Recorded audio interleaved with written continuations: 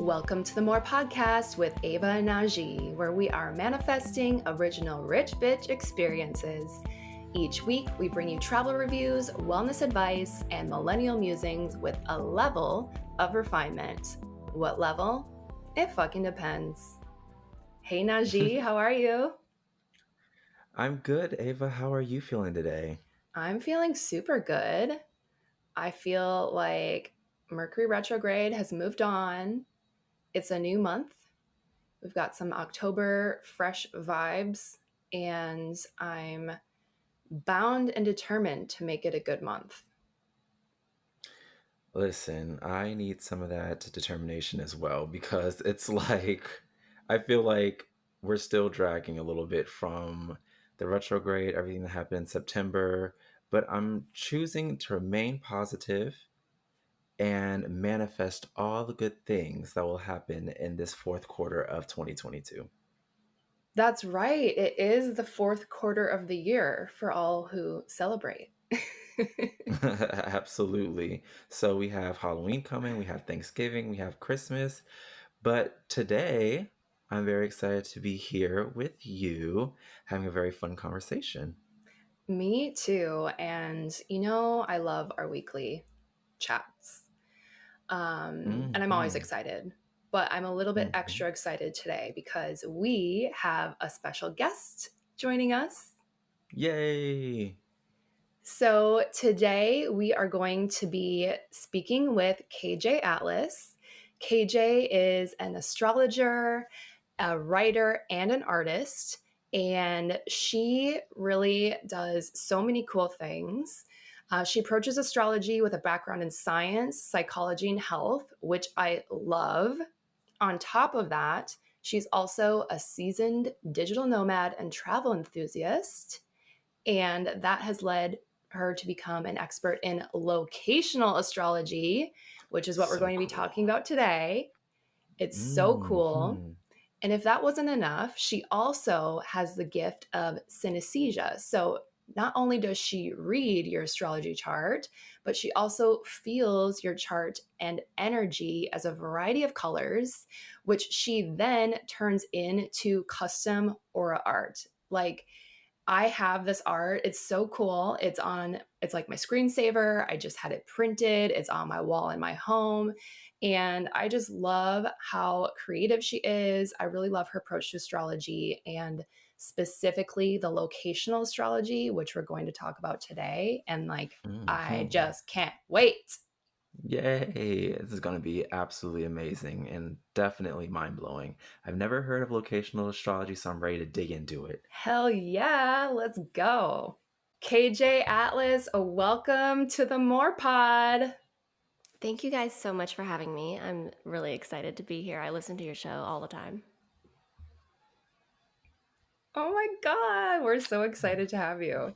We love that. We really love that. KJ, I would love for you to give us the background in how you got into astrology and all of the cool things that you're doing right now. I guess you could say I was always a weirdo, but I guess I've always been sensitive to patterns, sensitive to energy, and just aware of things around me and didn't really have a language for it. And then when I discovered astrology, it gave me a language for all of these things that I was experiencing, feeling, and sensing on a daily basis. So I have synesthesia, which means that your senses become cross-wired in your brain involuntarily. So I was always like smelling colors and, tasting colors, all the above. And it actually turns out that everything is really connected. Everything really is connected. So it's kind of like how bees have this Mm. UV ability to see things. It's kind of just like an extra sense that is, don't really know why it's there. It just happens involuntarily. And I think it always gave me a greater awareness and sensitivity. And if you're a kid, sensitivity is a really challenging thing. You kind of have to grow into it.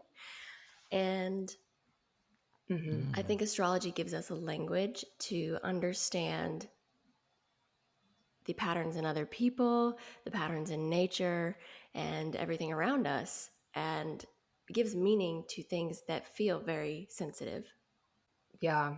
That's really cool. And I even just dabbling in astrology over the past couple of years, I do kind of feel it's just like a nice, it helps, like it makes things make sense. And I think that can be so Yeah. comforting. Um, and I'm so also interested to know because you have a background in psychology and health. So like what was your point when you're like, oh, like I want to do astrology for a living? Like how did that come to be?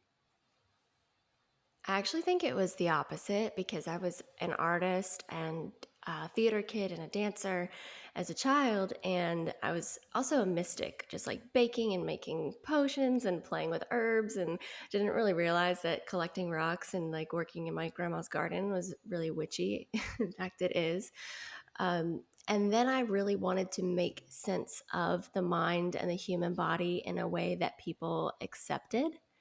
And so I fit myself into nutrition programs and psychology programs and all these other things because I do value education and intellect. And when I went through those programs, I realized there was a lot of gaps, a lot of things missing, and it really left me kind of disheartened. So I got the education, and I think it made everything much more well rounded, and I'm grateful for that. But I think automatically out the gate as a child, I was always connected to nature and mysticism much more than science. That just kind of became a result of society. But I'm grateful for that. Mm. Like I feel like, and Najee, you and I have had these conversations too. It's about like and a lot of what we do in our adulthood is actually like coming back to like who we really are, like looking back to childhood to say like what are these things that I used to love, or like what was I naturally drawn to. And then you kind of go through like, okay, now I need to be an adult and go to school and have this like 3D conditioning. But then it's like after Mm. that it's kind of getting back to who you're meant to be. And so KJ, like I love hearing just that journey of you're like, actually it was the opposite, like it's the other way around. And then I did the contortion for a little bit, which Yeah. again, like you're just always collecting tools. It helps you. But then now you're just really back to like living your true design, which is so cool. Yeah, it really It's is like very impressive. refinding yourself. You know what I mean? Totally, totally. And KJ, you do so many awesome things. Today, we're going to focus on locational astrology, which is how I initially met you. You've done a locational astrology reading for me. I was like, like mind blown, literally proceeded to tell all of my friends, all my clients about you. And I'm like, you have to see KJ. Like you have to, you have to have a locational astrology reading. So I'm so excited for you to share this really cool information, this language with us on the pod. So let's just start off with what is locational astrology? I love that. And I love that you've sent so many amazing people my way. I have this little clan of people from Minnesota that all comes through Ava. So thank you. It's been amazing. Yep. Locational astrology is the third piece that's often forgotten about astrology when you calculate a birth chart.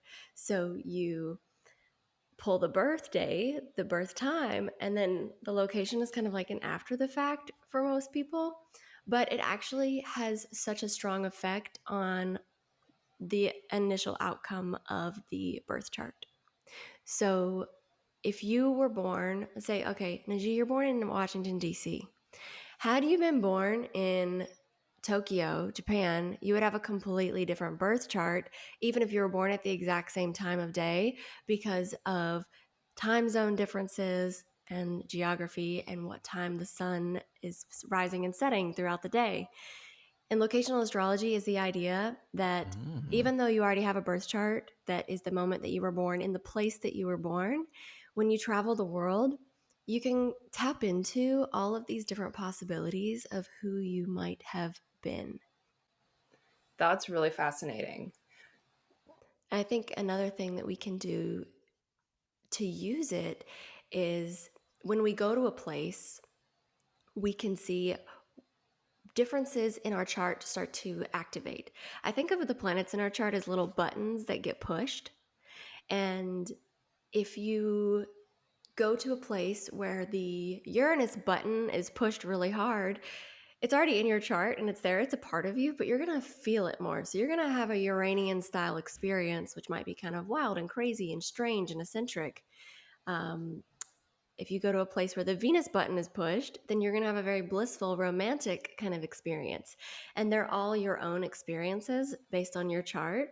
It's different versions of you, but they're accentuated parts of you.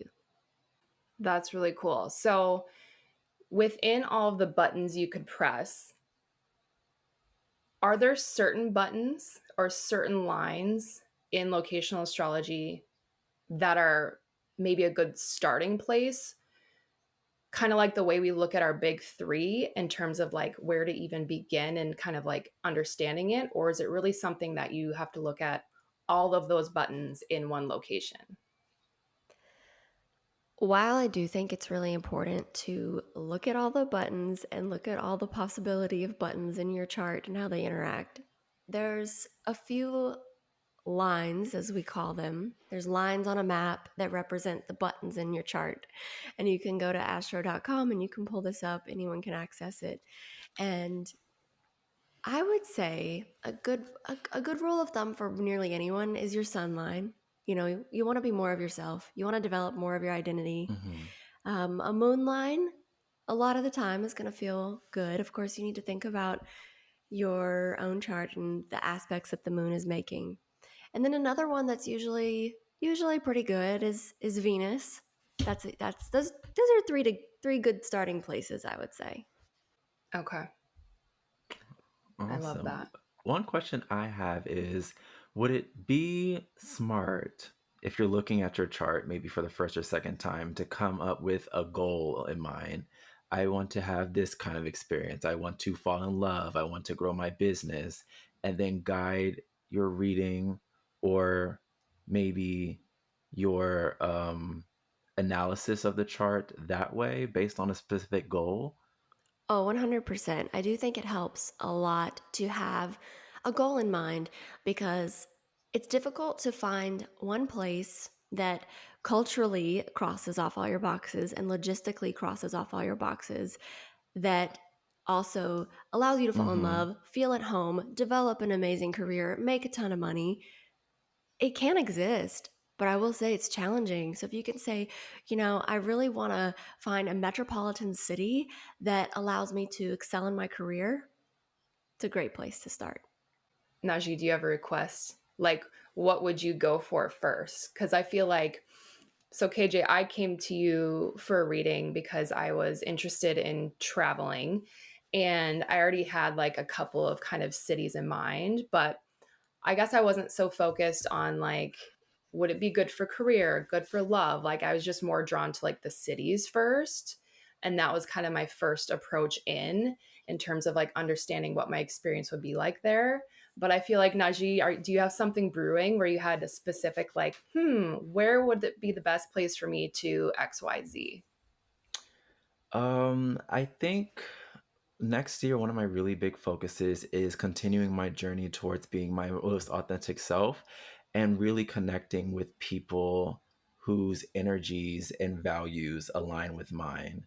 So, Mm. in that sense, if I'm really looking forward to like just stepping more into my power and being my most authentic and best self, maybe that sun line would be very, very important to kind of look on. This is just what I'm thinking based on some of the readings I've done. But also, maybe since Mercury typically tends to be that planet of communication, and I'm really looking forward towards using my voice and connecting with people on that level, maybe that might be another line to look along. Again, I'm just making all this stuff up. So, KJ, please feel free to confirm or deny everything that I'm Uh, making up. I love But the track that definitely, you're just being on. most authentic self is something I'm looking forward to. I love it. And I can tell you already know a lot. Okay, I would say your sun line is going to be a good place. And your Mercury line, because your sun is ruled by Mercury as a triple Virgo. Mercury is going to be good for you. You're going to be able to tap into Hmm. all of your Virgo tendencies of being quick in the mind, an eloquent speaker, reaching a lot of people. If you want to write, if you want to create, all of those things are the Mercury space. Your Venus is there too. So creative work can fall into that Mm. category. I also just want to throw this possibility in there. Actually, two, but a Uranus line could be a really good option for you if you want to go make a change and a pivot and do something that's a complete 180 from what you're doing, because Uranus incites change. And it also is in close contact with your sun. And one other thing, if you want to become more of a public figure or well known, even in your industry, a Jupiter line for you would be fantastic because you have Jupiter in Leo and it's on your midheaven. So going somewhere where that's enhanced is going to help you be more seen in the public eye.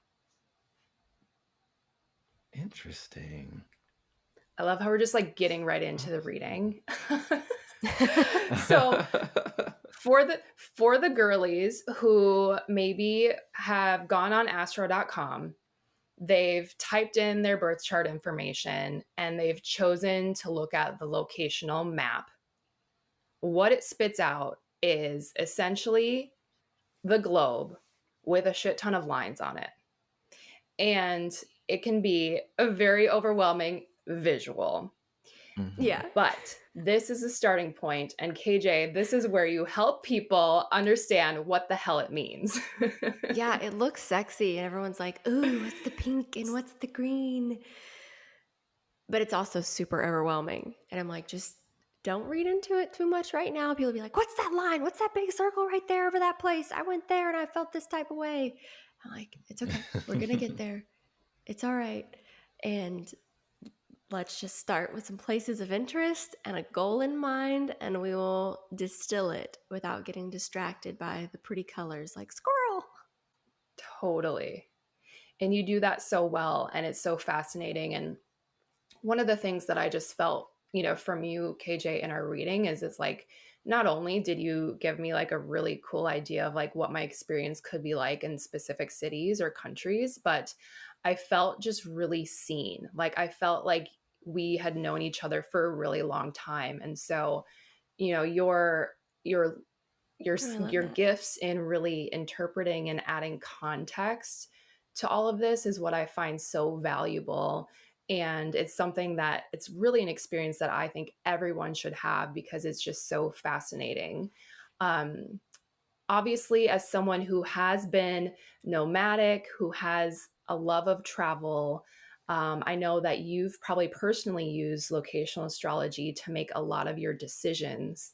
I'd be so Mm. curious to hear maybe one or two examples of, somewhere you chose to go based on your locational astrology and what kind of experience it generated for you. Yeah, I've definitely used this personally. And there's a reason why I really gravitated to this over other aspects of astrology, because I grew up on a Saturn line in the rural South, and those two combined was not cutting it for me. A Saturn line can be a very difficult place to live long term, especially if it's not doing well in your chart, like mine. I wanted something that was going to help me grow and blossom. And so one of the first places that I moved away from that line was Dallas, Texas.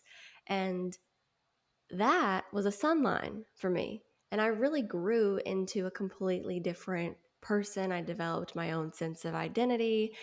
And it was actually in my house of relationships, and I met my partner who I've been with for 5 years.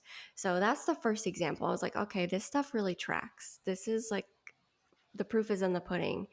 And then ever since, like I went to my sun line in Puerto Vallarta. That was my favorite place in Mexico, and I've lived in 10 different cities in Mexico. That was my favorite place because of that line.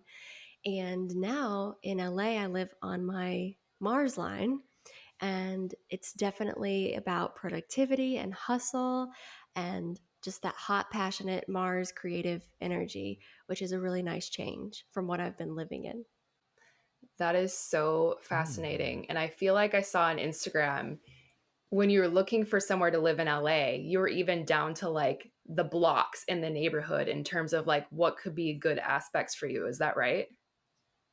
Yes, because one time I ignored this factor when I was living in Portland, and I was like, well, these are just micro lines. Like this is small scale.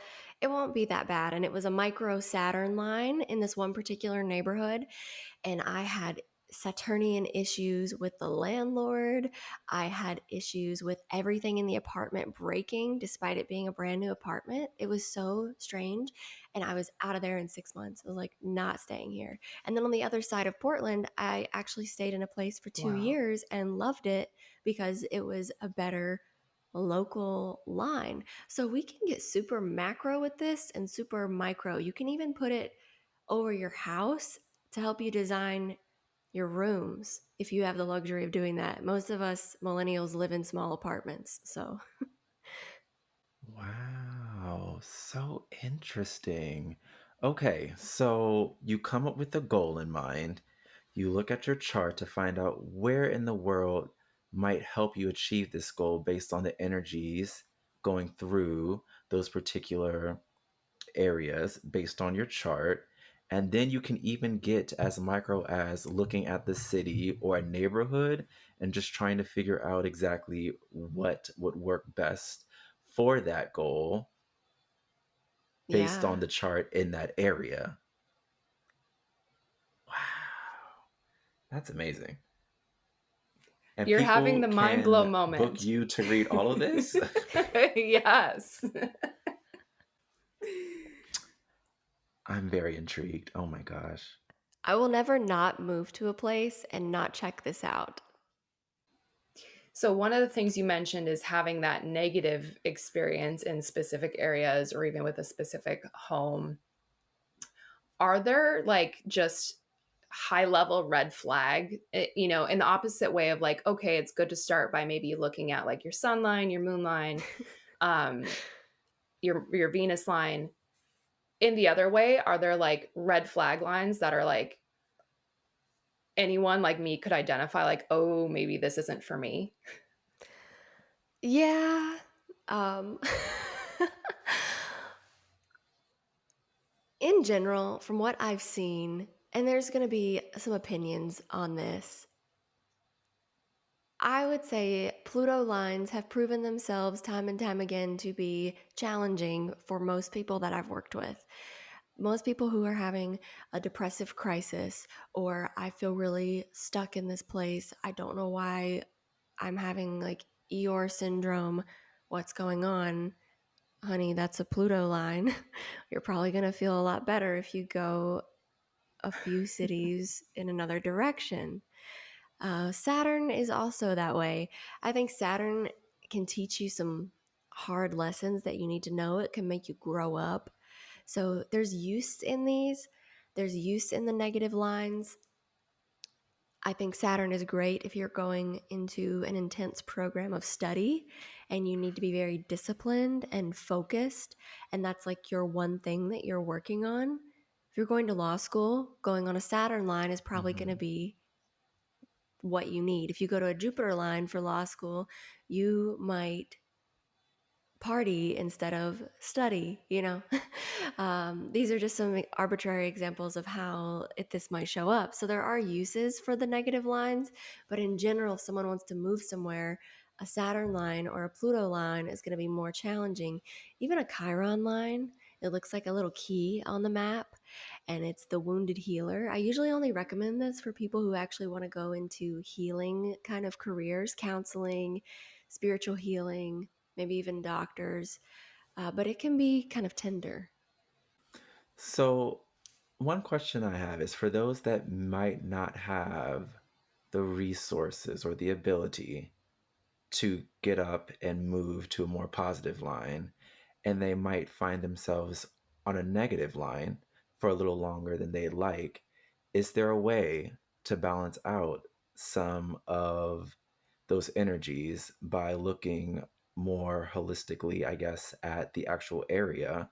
And even though they're on a Pluto line, maybe in a specific neighborhood, they might be on a Venus line and it'll Oh, balance out that 100%. energy. Is that possible? Absolutely. Love that. So you can move neighborhoods, So but there even is if you hope. want to stay in the same house that you've been in for years and you don't have the ability to move across town, there's what I call astrological remedy. And you can do things to balance out the negative energy. So Mars is one of those planets that can be inflammatory and aggressive and hot. So living on a Mars line for me, I Mm. brought in more warm colors into my life where previously I've been a neutral gal. So reds, I have red nails, reds, oranges, um, having big cactuses in my house. It's very prickly and aggressive plants. So like doing these things allows that thing to sort of take up space and have its way without dictating my life and chopping my finger off in the kitchen. If you go to a Pluto line or if you live on a Pluto line, Mm. I'll say bring the energy of death and rebirth into your home. Like the other day, I recommended someone get taxidermied butterflies and hang them in their house. It's the energy of, the cocoon and the rebirth, or living next to a cemetery, or adding things that are a little bit spooky into your house. That's Pluto energy. So you can allow it to come in without dictating your life, if that makes sense. Awesome. So there are ways around some of those negative energies. All it takes is balance. Yeah, sometimes you just have to be somewhere and you Perfect. don't have the ability. You're like, I have a job in this place and I have to stay here and I have to stay in this house. You can work with it.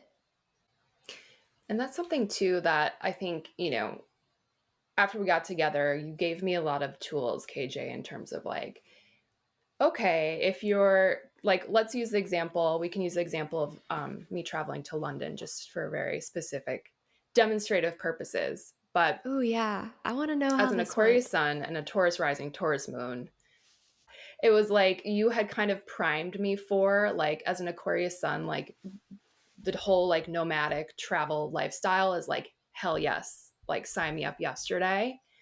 But then I have the Taurus really kind of like balancing that out when it's like, no, I want something consistent. I want, stability. I want comfort.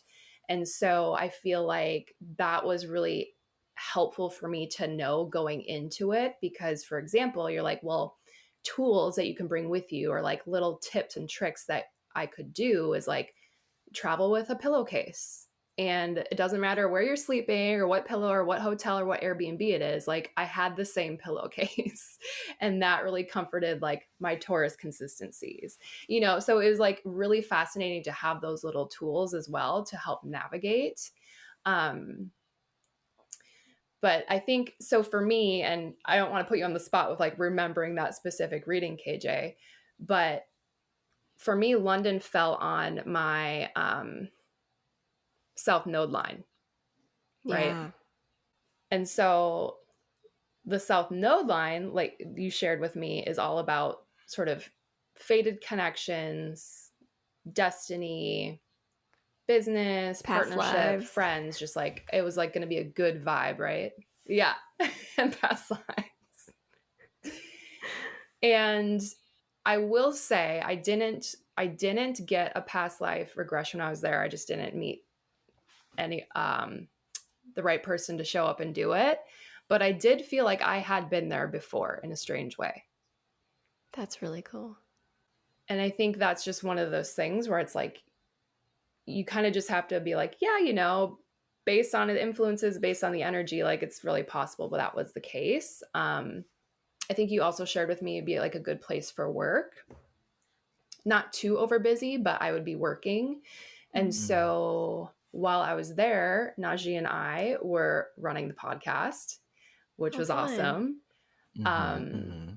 and then at the end of my time in London, I called in 2 consulting contract leads. So I'm like, okay, the work is Oh, that's coming. awesome. This tracks. Um, yeah. And it was just really nice. But it was my first experience having that information. Like, obviously, I've Yeah. traveled and made choices based on just where I feel pulled to go. But I just found it so fascinating and really kind of comforting to have like that additional knowledge of you're probably going to have a nice experience here. And here's also some tools to help you acclimate based on what you might be experiencing. Yeah, I remember doing that, and I'm really glad that you had that experience. You have the South Node line there, and you also have a minor Jupiter line and a minor Mars line, and both of them support your career. So that's why you had sort of this familiar experience, but also some pretty significant career wins. So you could go back there and experience the same thing, but different depending on the timing. And how much does, because I know one of the things that you also pull through in a reading like this is timing. So, KJ, Mm. you had mentioned to me, like, in 2014, I was in Germany and like I really wasn't vibing with it. And I had asked you about it. And you said, there's also just the timing aspect. So I could go back now in 2022 and probably have a different experience. Can you speak to like how that comes in terms of just like the literal timing of the present? Yeah, so transits, which is, the planets just bopping around in the sky like they do all day, every day, go and push those same buttons that locations do. So Mercury retrograde pushes a button for everyone that stalls and lags our technology. Um, Depending on the sign that it's in, this last time it was in Libra and Virgo, it's going to push more buttons for people who have Libra and Virgo placements. Sorry, Najee. There's always stuff happening above. And depending on if you're having a tough transit, if you're having a Saturn return, which happens for everyone at 29, I would say don't go to a Saturn line. Go somewhere that's going to balance that out. But if you're in your mid 30s and you're like, I want to go back to med school or law school or whatever, and I want to get a degree, go to my Saturn line, it's not going to be as negative or as intense as it would have been when you were 29. So that's how timing influences things. It just pushes more buttons. Okay, well, no wonder this past September was so tumultuous for me. Thank you for adding light to that, KJ, because it was crazy. I'm glad I could validate your struggles. Especially, yeah, especially as like Virgo Libra cuspy kind of person. I'm just like, wow, this was very tough. And now, next time Mercury retrograde is in Virgo, I'm going to hide under a rock. You have some time, which is good. Fingers crossed. Can't do that again. Mars retrograde is coming for us Geminis next, so you guys get a break. Thank God. Oh, good. Good. So, KJ, one of the other things that I'm always super fascinated by is like, obviously, like we are individuals, but we also work with and coexist with, live with other people. One of the cool things that you can also do with the locational astrology is combine people's charts and look at places that would be favorable for like two people. So I'd love to hear about maybe an example of like how you kind of take your and your partner's astrology into consideration when you're making those joint choices. And then I know we're going to get into Najee and I's chart to see where we should do a travel pod episode, which I'm super excited about too. Mm-hmm. Yeah, there's a lot to consider when you're looking at two people. When I was looking at yours, you definitely gave me a run for my money. It was challenging because sometimes it just fits together and you're like, okay, like here's how these two people can have very positive experiences in this one place. And while you guys have really compatible charts as friends, the maps were just like serving me. And sometimes it's like that where it's like, oh, you're having some really good lines in the middle of the Indian Ocean and then we go over here to like beautiful Italy. And it's like, well, that's really challenging for one person. So trying to figure out what are the best things to enhance in both person's charts, like especially if it's a couple. And it's like, okay, we both want to enhance our careers.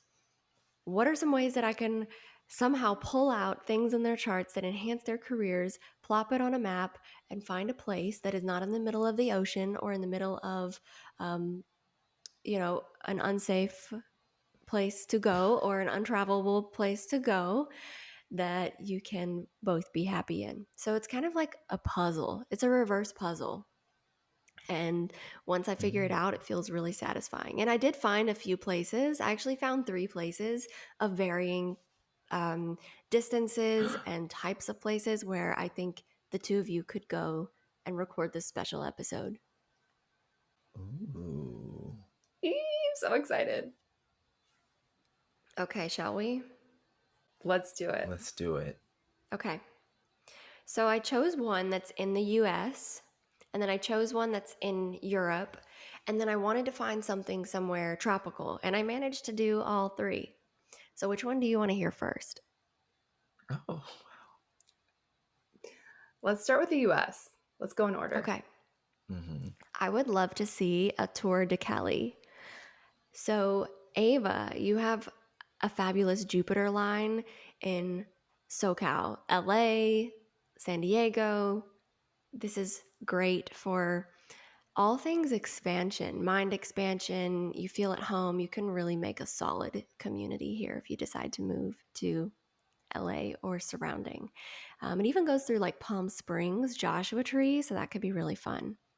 So Najee has a sun line that goes all the way on the West Coast, um, primarily from like a little bit west of LA. So, like the beach, all the way up through the West Coast.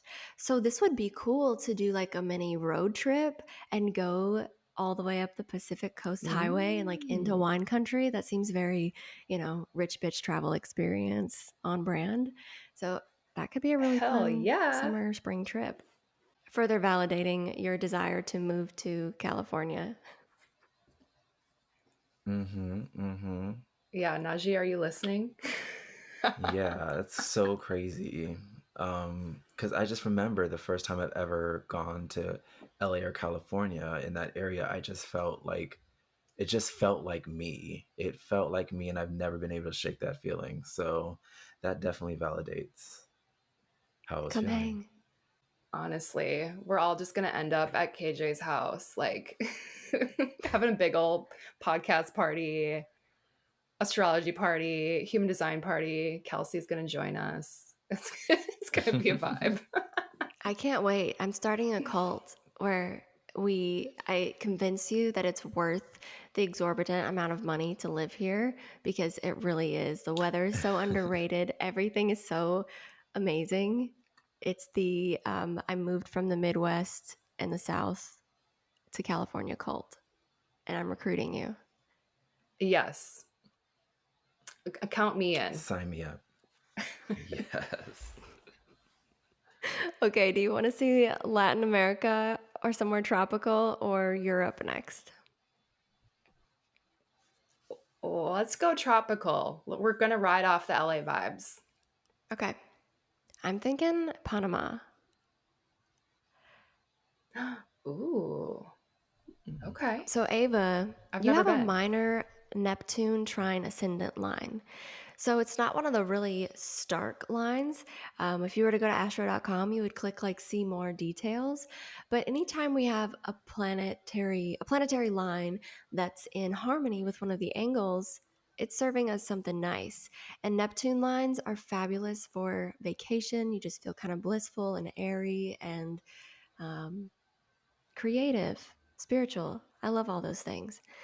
And then Najee, you have a Mhm. Jupiter midheaven line here. So even though you might be on your laptop, you might be launching something pretty big from your computer by the beach, or you might be signing a contract for some type of entrepreneurial work if that interests you. It could be a place to make a big career move, even if it doesn't Mm. seem intuitive for such. Oh, I love working Okay. by the beach. Yeah. That's Ava, with your fascinating. Neptune line here, you'll be like, I'll bring more cocktails. And he's like, I'm just securing deals all day long. Killing it. Najee will be like securing our ad sponsors for the podcast, And then I'll just be supplying his gin cocktails to keep him Mm. energized and motivated. 100%. I love That that. sounds like my perfect situation. Yeah, I have a Venus line in Panama, so I'll come join. Ever been there? No, I haven't. I really wanted to go this past year, and then I decided to settle down, timing wise, you know? Okay, the last one in Europe, I think you're gonna love. Mm-hmm. So, Should we this one guess? puts, yeah, I guess. Okay. Somewhere in Europe is a Europe. big place. Um, Najee, what's your guess? Um, this is not an educated guess by any means. It's just the first thing that came to mind. Lisbon, Portugal. Ooh, okay. You're gonna guess Lisbon. For some reason, I want to say Paris, which sounds like really strange, but that's what's just coming up for me right now. Okay, it's probably because you both Oh individually gosh. have good lines there. So put a pin in those. As Mm. for what you can work with together to create something, it is neither of those places, but I think you'll like it just as much. Okay. I'm thinking northern Italy. So Milan, Lake Como, Parma, where the Parmesan is from. Mm. This like Romeo and Juliet, like lakeside fantasy is going to be really good for both of you. It's on Ava's moon line. So that can feel kind of dreamy. It can feel kind of um, sensitive. Your moon is in Taurus, so it's really going to be an indulgent kind of place, which makes sense with Italy, but super romantic. You know, Taurus is the sign of romance, so your Mm-hmm. moon in Taurus is going to be super activated. I love this. And then Najee has a Neptune line here. So Ava's minor Neptune line in Panama, this is like this, but only a little bit stronger. So he'll be like, okay, let's get the wine, let's chill, let's go sit by the water and bliss out like King Neptune and Mm. go fall in love and lean over a balcony and yell for someone to come find us. So, Lake Como, we're each other's wingmen, and we're just like having, Yes. I always associate Lake Como as like a honeymoon spot. And I'm like, do I wait for maybe someday, like having that experience, or do I just like make my own thing? So if Najee and I do it together as podcast partners, Go to Milan first and see if you meet any hot people by a cafe in the city, and then go do like a restful weekend in Lake Como. And maybe go when it's like wedding season, and then you go and meet all of the people who are there for the weddings who are single and they just flew to the most romantic city in Italy Mm. and are just waiting for some cute Americans to come through and swoop them up. I love that. That's the perfect plot for an episode. Like that's a really great story. Like wow, I love it. That one writes itself for sure. Hmm. I can't wait to read it and listen to it. So go write it. Right? I know. I'm sure that's like super fun too to get the feedback when it's like you have a client go out on one of these travel adventures and report back to just like confirm all of the goodness that is inevitably waiting. It is a reward. I love getting the emails from people and they say, this is what happened when I was here. And it was right on track with that energy. And yeah, it's pretty wild. Life is a trip. That's for sure. Thank you so much for pulling these spots for us. I feel like Panama I would have never ever considered just like, off the top of my head, but that sounds so cool. And also, I love the LA road trip idea, I like the West Coast vibes. And I love the the story that we just wrote for for Italy. I can't wait to watch it unfold. It's going to be really fun. I have to say, one last thing that I noticed when I pulled your Yeah. charts and your maps, it's not something that I see all the time.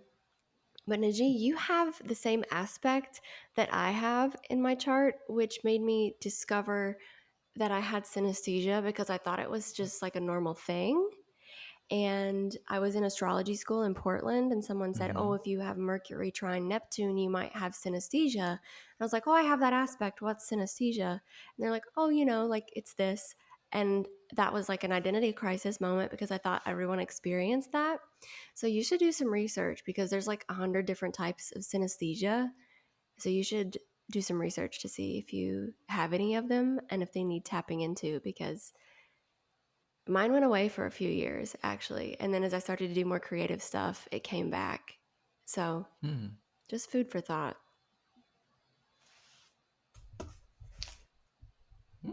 I'll definitely look into it. I know one of my very close friends has synesthesia. Um, and he's super creative. He can draw, he can sing, he does interior design, he does it all. And I'm just like, wow. If synesthesia can give me some type of creative power like that, I will definitely see if I can tap back into it. But I mean, if there's 100 different types, you just never know. I'll look into it.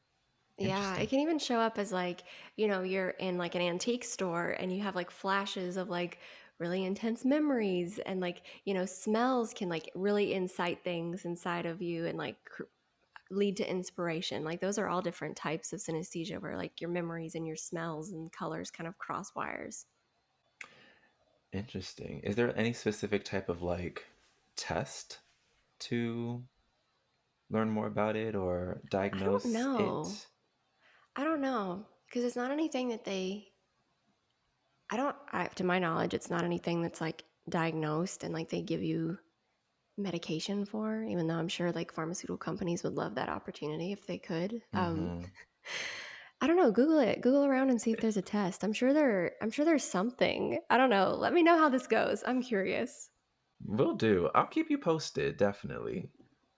Definitely keep you posted. I'll definitely look into it before I get my reading because I'm definitely going to book one with you right after this. Sounds good.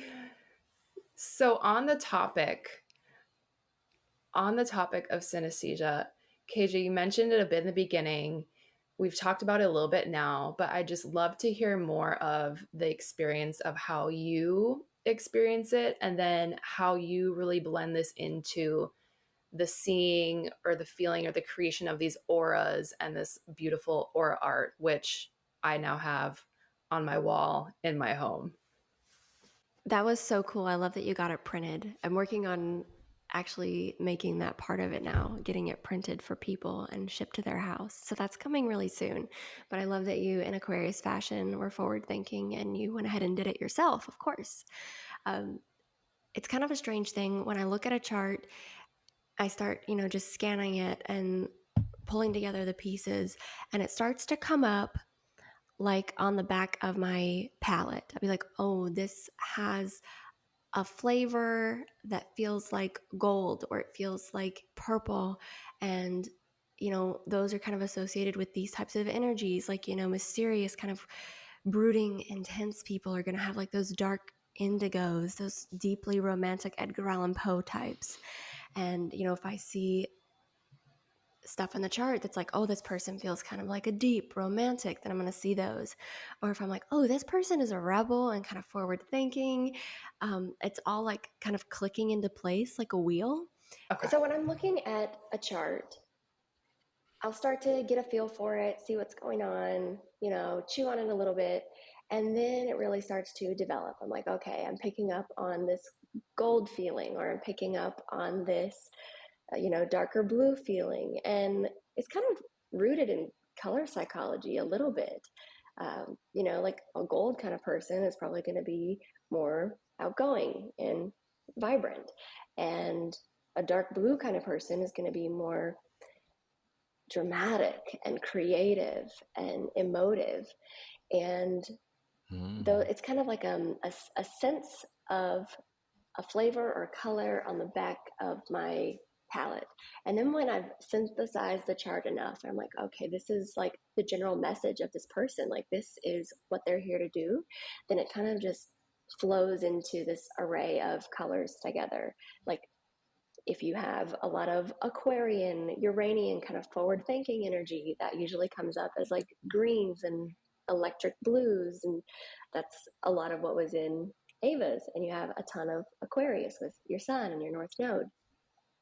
So we're picking up on all of those things when I'm reading the chart. And then I started to put it into a Photoshop doc because I wanted to see it. And then I would show it to people. And it was actually a really emotional thing for a lot of people. Like, most people would say like they cried or they were just kind of like in shock. And I didn't expect that reaction to happen. So I was like, this is a powerful tool, and it helps people to tap into the right brain, because we're so into the left brain in life. You know, we're so into logic. Like, what does that mean? Like, give me words to define a meaning. So when I give someone the aura art that I make, I say, you know, process the reading that we just had, take a day off, then I'll send you the aura art and just look at it. You know, don't start reading into it. Just look at it and like notice what you feel in your body. Like, that's the goal with that, is to help people embody their charts and embody that feeling of connectedness to nature, even when you're in a skyscraper in the city, instead of looking for words to define Mm. it intellectually. It's so beautiful. I remember looking at mine and being like, I'm gorgeous. Like, it was one of those moments where you're like, it's me. Oh my God. But it's like, it's really, really cool to see. And it does resonate on like a different level that you don't really have words for. Oh, And it's just like, I love that you've found a way to put that into like, if, you know, something that people can literally see. Like, the way you've been able to translate that for people, I think is so special, because how else could you ever try to verbalize that? You know what I mean? yeah, for sure. Like, a couple years ago, I used to say like, "Oh, you're a blue," and they'd be like, "What?" And like, some people would be like, "Oh, that's funny," or "That's cute," but I'd be like, "Oh God, you're so orange." And you can't just say that to people, even when they're your friends. Like, they think it's kind of funny and like charming or quirky, but then it's just that. They're like, "Oh, okay." But when you put it into a print, then you're like, okay, just go digest this on your own and see what you think. Then it actually gives something to process. Yeah. Yeah, you're so orange hits different than seeing your beautiful aura art. For sure. Hmm. Okay, so wait, what color am I? I get so many greens from you, but like, it's a different shade of green than Ava. So Ava's like a softer, um, like sea foams, electric kind of sea foams, and you're like a deeper green, Oh, like cute. forest. And then because you're a Scorpio, so I get like some dark Forest, purples like too, olive. Hmm. like olives and like dark purples. It's very oh, I think of like Marvin Gaye music. I don't know. um, Oh, I love Marvin Gaye. you have a Libra moon that's like super romantic. So it's you're both romantic people and like forward thinking intellectual people. It's just different brands. Love that for us. Totally love it. I have olive green pants on right now, and I'm sitting in an olive green chair. Yeah, and then you have Well, like and a it's dark perfect, navy or KJ, like that a you say gray like shirt. forest, because Mm-hmm. yeah, Mm-hmm. it's perfect that you say forest, because Najee's favorite scent of candle is literally like bonfire. Yes. Yeah, Woods. it's very like woodsy, alpine, forest, I love that Trees. acronym. trees. Yes, And see, Ava, you're wearing the pink color that was in your can't get print, enough. the rosy pink. Yeah. Yeah, and I was kind of curious about like, because a couple of years ago I really was focused on embodying self-love, and so I brought in a lot of like rose quartz and pink, and like was buying a lot of kind of this colored clothing. And I had gone through that process prior to meeting you and having the aura art done. And so part of me was like, I wonder if I somehow influenced my aura based on like specifically calling in these colors, or if it just happened to be coincidental. We'll never That's a know. good point. Actually, I do think that the way that I do the aura art is that it's the highest possible expression of you. And, sometimes like if I look at your chart, it might feel a little foggy or dim in some areas because of transits happening, but that's not like you. Like the aura art is a reflection of the highest potential. And I think you probably just pushed your Taurus ascendant and your Taurus moon button a little more when you were going through that period. And it is like truly who you are at the Mm. core. And I probably would have picked up on that in your chart and been like, oh, this is a direction for you. Because sometimes people will be like, oh, I really love these colors, but I've never thought about this color. I'm like, it's there. Just give it some time to like activate. Mm. Again, we're pressing those buttons. We're activating here and there and all everywhere. Love an activation. Love it.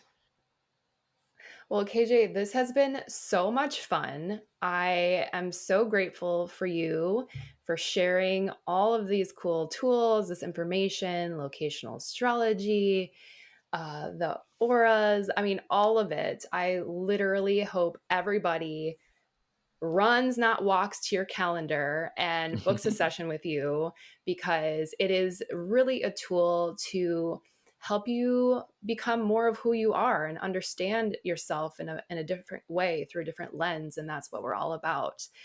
So thank you so much for joining us. Thank you Where guys. can people connect with you? What else do you have going on? Like, give us the rundown. So I'm very active on Instagram, maybe a little too much. You can find me at kj.atlas, and it is my one and only profile. And I don't send DMs asking you to have a reading, dear beloved. You can only book readings through my website, kjatlas.com. And I absolutely would love to work with anyone listening. And I also have a podcast that is about love and astrology with my friend Haifa. It's called Love and Stardust. And we started it around the same time that you started this show. So I think there's a good energy in that. And we do celebrity love with astrology and Yes. tarot and behavioral psychology to make your life more romantic and full of love. And for anyone listening, I do want to offer 10% off of everything that I have. My art prints, bundles with readings, all of my readings, astrocartography, locational astrology, and individual sessions for 10% off with the code MOREPOD. And if you have any struggles with that because we're still getting out of this Mercury retrograde window, you can email me at kj@kjatlas.com. Amazing. Thank you so much for that offer. Like I said, I'm going to continue to blast it to all of my friends, all my clients, all of our more pod listeners, because this is seriously so special. And I absolutely love and Stardust. I'm obsessed. Yes. You and Haifa are such a vibe. And it's like a variety show. Like, I love how you both bring so many aspects to it, and it's just such a fun way to kind of, to your point again, like looking at astrology through a different lens, and it's focused on love. And then Haifa does her tarot thing, and it is so cool. I feel like we need to do like a podcast collab, like a more pod meets Love and Ooh, Stardust. That will be our next that'll be our next thing. So yeah. fun. Like Love under it. the umbrella of like romance your life. Yeah, I need to romance my life. I think you Hmm. guys do with everything you talk about, like Thank you. all of it. I love it. And thank you guys so much for having me because you're amazing and I love this show. So thank you. It's an honor. Thanks, KJ. Yay. Love you. Oh, I love you too. Thanks for listening. If you enjoyed today's episode, rate and review us wherever you listen to your favorite podcast, and tune in every Wednesday to hear the things that make us more us and discover a thing or two to make you more you. Bye. Bye.